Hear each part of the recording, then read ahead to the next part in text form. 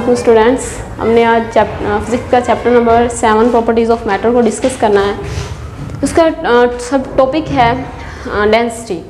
Basically density होती क्या है, अगर हम इसके डेफिनेशन के अलावा इसको स्टडी करें तो बेटे डेंसिटी किसी भी चीज़ का भारीपन होना, ठीक है, किसी चीज़ का कसीफ होना। कोई चीज़ आप देखते हो, कुछ चीज़ें ऐसी होती हैं जो भारी होती हैं, कुछ चीज़ें ऐसी होती हैं जो हल्की होती हैं।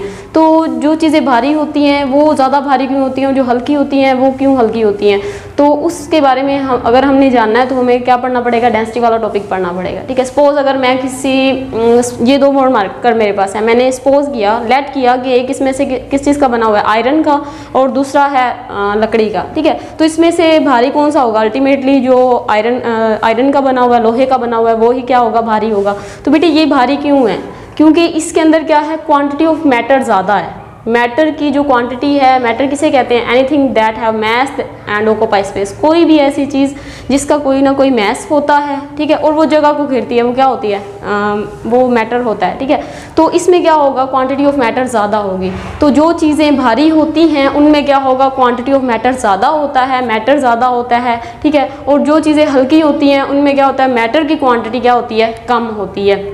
अब देखिए, सपोज हम कोई भी चीज़ ले लें, ये हमारे पास एक बाउल है, ये किसका है, आयरन का। ठीक है, और दूसरा बाउल हम ले लें, ये हम कहें कि ये किस चीज़ का है, वुड का है। ठीक है, तो ये जो होगा ये क्या होगा, हैवी होगा, और ये क्या होगा, ये लाइटर होगा।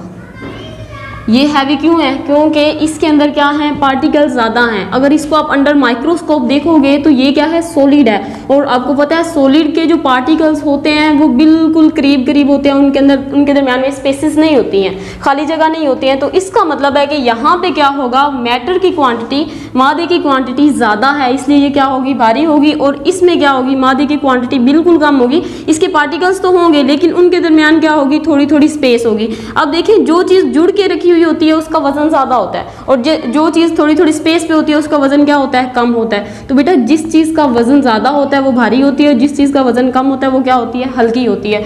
तो जो चीज भारी होगी हम कहेंगे कि उसकी डेंसिटी भी क्या होगी, ज्यादा होगी, और जो चीज हल्की होती है उसकी डेंसिटी भी क्या होती है, कम होती है। अब डेंसिटी की डेफिनेशन की तरफ आते हैं। डेंसिटी क्या है, density is defined as mass per unit volume.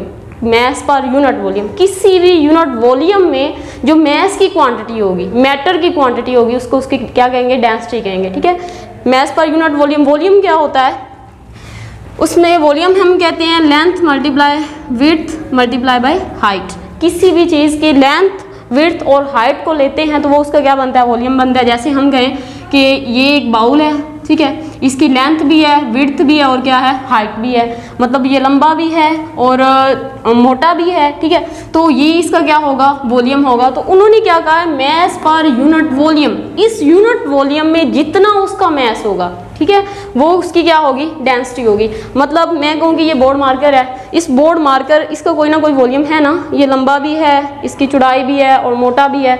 तो इसके अंदर जो मैटर होगा, ठीक है, मैटर की क्वांटिटी होगी, जो इसका मैस होगा उसको क्या कहेंगे, इसकी डेंसिटी कहेंगे। और डेंसिटी ज़्यादा क्यों होती है, क्योंकि उसके अंदर मैटर के पार्टिकल्स क्या होते हैं, ज़्यादा होते हैं। मैटर के पार्टिकल्स आपस में जुड़े हुए होते हैं, उसकी वजह से उसका क्या होता है, वजन ज़्यादा हो जाता है। इसलिए हम उस चीज़ को क्या कहते हैं कि वो चीज़ क्या है, ज़्यादा भारी। और जो जितनी चीज़ भारी होती है उतनी उसकी डेंसिटी क्या होती है, ज़्यादा होती है। उसके बाद इसका फॉर्मूला बेटा, density is equal to mass per unit volume. मतलब इसी डेफिनेशन से ही आप इसका फॉर्मूला ड्राइव कर सकते हैं। उन्होंने क्या कहा, मैस पर यूनिट वॉल्यूम, तो मैस ऊपर आ जाएगा और नीचे क्या आ जाएगा, वॉल्यूम आ जाएगा। तो जो वॉल्यूम होगा उसमें जितनी क्वांटिटी ऑफ मैटर होगी या मैस होगा वो उसकी क्या हो जाएगी, डेंसिटी हो जाएगी। और बेटे डेंसिटी को हम रो से रिप्रेजेंट करते हैं, ये रो का साइन होता है, पी को थोड़ा सा उल्टा कर देना, तो ये क्या होती है, रो होती है। और रो इज इक्वल टू किससे हो जाएगा, मैस ओवर वॉल्यूम का। मैस को हम एम से रिप्रेजेंट करते हैं, वॉल्यूम को वी से रिप्रेजेंट करते हैं। इसका फार्मूला आ जाएगा mass per unit volume, density के इक्वल। अच्छा, अगर हमने इससे इसका यूनिट ड्राइव करना हो तो हमें पता है कि density equal to mass over volume है। तो आप पिछले चैप्टर्स में पढ़ चुके हैं कि मैस इक्वल टू किसके होता है, मैस का यूनिट क्या होता है, केजी, किलोग्राम, और वॉल्यूम का यूनिट क्या होता है, मीटर पर क्यूब। ठीक है, अब मीटर पर क्यूब कहाँ से आया, ऑलरेडी मैंने आपको बताया, लेंथ मल्टीप्लाई हाइट और मल्टीप्लाई बाय विड्थ।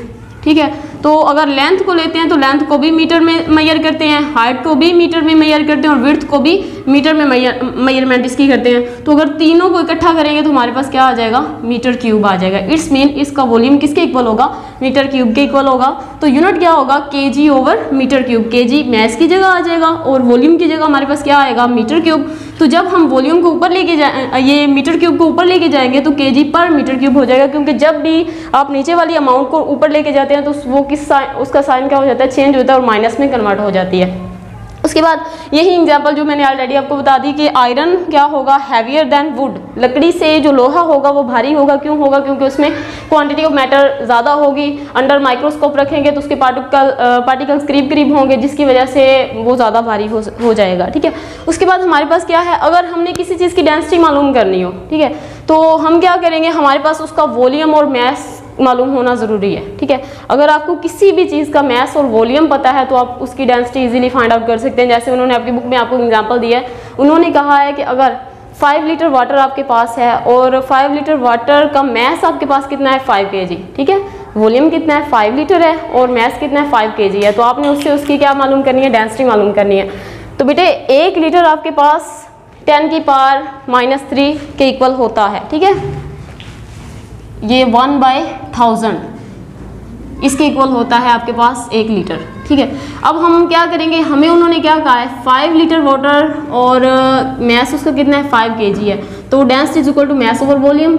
हमने क्या किया, 5 kg हमारे पास उसका मैस था वाटर का, और जो हमारे पास उसका वॉल्यूम था वो कितना है, 5। तो इसको मल्टीप्लाई किससे करेंगे, क्योंकि हम कह रहे हैं कि 1 लीटर किसके इक्वल होता है, 10 की पावर -3 के। तो 5 लीटर के साथ 1 लीटर को मल्टीप्लाई करेंगे। ठीक है, इसको मल्टीप्लाई करेंगे, इसको अगर हम 5 को 5 से कैंसिल आउट कर दें तो हमारे पास क्या बच जाएगा, यहाँ पे भी 1 बचेगा और यहाँ पे भी 1 बचेगा। इसको 1 से इसको मल्टीप्लाई करेंगे तो हमारे पास क्या चीज़ रह जाएगी, इसको मल्टीप्लाई किया तो 1 kg ऊपर बच गया, यहाँ पे भी 1 kg बच गया, सॉरी 1 मल्टीप्लाई 10 की पावर -3 बचा। अब देखिए इसको अगर हम ऊपर लेके जाएंगे तो ये क्या हो जाएगा, 1000।